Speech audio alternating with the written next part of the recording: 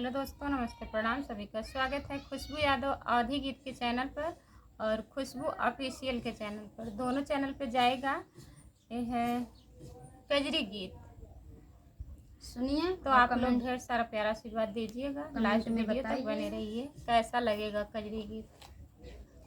रीम जी में बरसे बदरिया, चुए भोला तो हरी झोपड़िया ना। रीम जी में बरसे बदरिया, चुए भोला तो हरी झोपड़िया ना। चल जाबे सिउहाने नई हरमा, चली जाबे सिउ अपने नई हरमा। भीगला मोरी चुनरिया ना, भीगला मोर चुनरिया ना। कैसे के जैबू गौरा अपने नई हरवा, कैसे के जाबू गौरा अपने नई हरवा। गंगा मैया मारेली हरवाना, कैसे के जाबू गौरा अपने नई हरवा। गंगा माई मारेली हरवाना। चनन कटाई में डलिया बनाइबे, चनन कटाई में डलिया बनाइबे। चल जाबे सिउहा में नई हरवा, भीगे मोरी चुनरिया ना।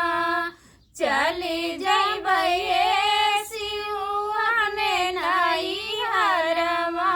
भीगला होरी चुनरिया ना। मारी बचनिया मना मोरी गौरा, हमारी बचनिया मना मोरी गौरा। गौरा नहीं घर जिन जाऊ ना, गौरा नहीं हर जिन जाऊ ना।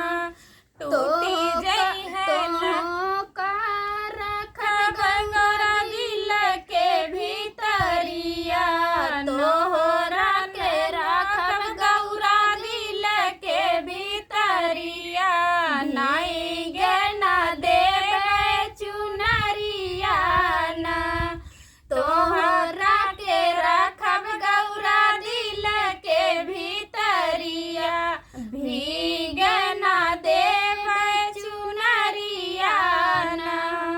रीम जी में बरसे बदरिया, चुए भोला तोहरी झोपड़िया ना।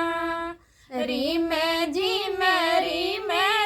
में बरसे बदरिया, चुए भोला तोहरी झोपड़िया ना। एक कजरी गीत कैसे लगा कमेंट बॉक्स में ज़रूर बताइए आप सब।